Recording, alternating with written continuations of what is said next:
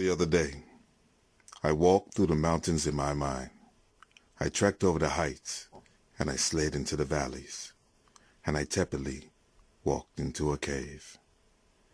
Braving the shrill of bats in the field of sliminess, from both the multi and the no-legged varieties. And for my efforts, I emerged wiser. I walked down to my shore, to wash myself in a bluer than blue sea. Inhaling of this beauty, I dove into the waters, and searched the depths for long-lost treasure, not easily brought up, even when found. But at the end of this trial, I managed to pull another chest back to my cave. Next, I went to my woods, where I pulled my machete and started chopping through the vegetation of wilderness unkept, hacking and slashing until I reached the clearing, where I sat at the stump of the great fallen cedar. I sat there and I stared into the eyes of a bear, an eagle, and a rat for hours, while being jeered at by a hyena and a jellyfish.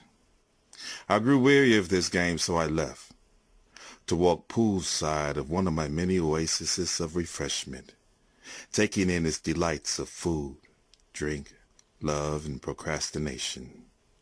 Full, I closed my eyes, and another day wore by, just for me to awaken, plummeting from a towering cumulonimbus that looked like Everest only in the sky. I'm falling, falling, falling. But I am not afraid, because I see a sea of cool night sand rushing up to meet me. I also see a table, an umbrella, a chair, and 1 liter of water, of which I did not partake, because I knew this was a trap.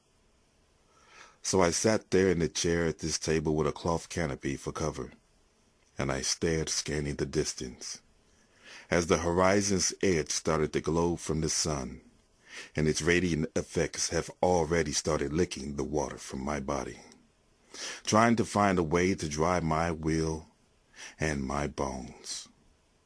I know that if I walk my line straight as an arrow right towards the heart of the sun, I might just live. And this is all I remember of this day.